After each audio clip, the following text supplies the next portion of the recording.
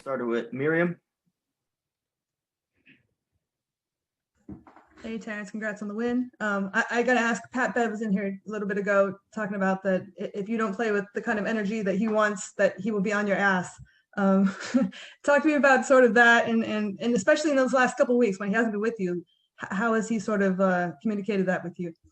Like I said before in one of my last interviews, Pat Beverly's helped me out tremendously, from rookie year to now, just, developing that dog mentality when I'm out there on defense, staying locked in on defense, knowing where I'm supposed to be, knowing what I'm supposed to do, and just carrying that chip that he has with him, passing it on. So what he does for me is awesome. And, like you said, if I don't play, how he wants me to, then I'll hear from him. And today, like, when you had this big sequence in the third quarter, like, what's he telling you out there? Great job. Keep going, stay locked in. He doesn't tell me too much during the game. That's more for after and before the game. But, during the game, it's good job, stay locked in, keep these guys talking on defense. And that's just what I try to do. Thanks, Miriam. We'll go over to Tomer. Hey, Terrence, congrats on the win. Jim Jackson, the Clips broadcaster, said that when you're out there on the court, there aren't a lot of negative plays with you. And how much do you pride yourself on, even though you might not be scoring all the time or playmaking all the time, just doing the right thing and being there for your guys and having no negative plays like that? That's just how I played all my life. Try to limit turnovers, no turnovers.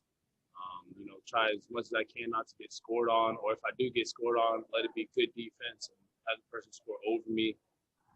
Just try not to make too many mistakes. And I guess that comes from being a coach's son also. Just being at home, hearing my mom talk about, her players' mistakes when she comes home and stuff like that. And just, over time, implementing that in my game. Kawhi hasn't had a lot of alley-oop dunks in his recently. So what was it like to be able to feed him one right there? I'm not going to lie. I was shocked. When I threw the lob, I thought he was going to catch it, come down with it, go back up with it. But he went and go get it. So he shocked me. It turned me up for a second. But it was nice to pick up. It was nice. Thank you. Thanks. To go to Jamie. Hey, Terrence.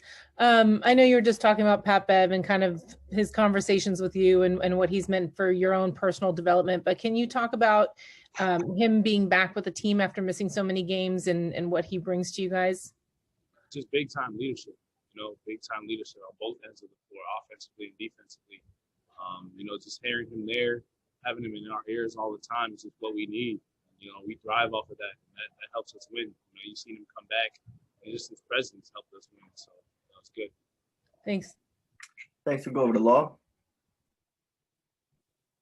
Hey, Terrence, congrats on the win tonight. Just wanted to switch gears real quick. All the players in the NBA are wearing Built by Black History shirts this month, the pregame shirts.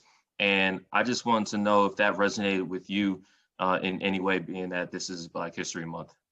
I mean, definitely it does. I'm Black myself. A lot of my teammates are Black. A lot of players in this league are Black. And, it once wasn't like this. So to be able to be here, representing that is an awesome thing.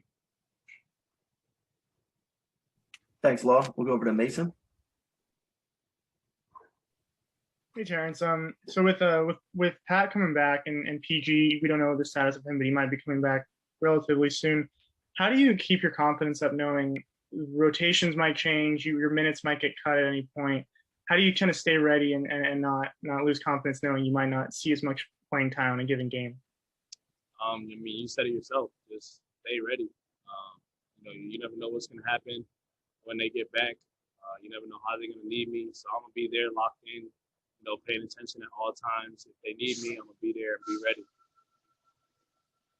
Thanks. We'll just take a couple more. David, you can go ahead. Hey, Terrence.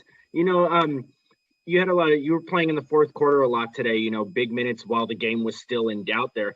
Just kind of what does that do for your confidence, knowing that, coach has that trust in you to be out there in, big time minutes when, the game's still in doubt?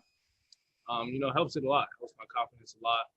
Helps my game a lot too. Just being able to see that fourth quarter action live when it's a close game. I didn't get much of that last year. So being able to be in the mix this year, it definitely helps a lot, and it helped me in the long run too. Thanks, David. I'll take one last one from Justin Russo. Hey, Terrence, congrats on the win tonight. Coach was here before you, and he said that at halftime, he kind of gave you guys a speech about giving up too many offensive rebounds. You guys came out in the second half, only gave up 6 offensive rebounds. What kind of structural changes did you guys make, and how much of it was also just his speech telling you guys, to play better and grab the ball? I think it was mainly, we didn't make any changes too much, on the defensive line to prevent offensive rebounds. I think it was just the grit and the will to win. We wanted to win the game, and everybody just got down and dirty, boxed their man out, and fought for that rebound. Thanks, Terrence. You have a great night. All right, thank you.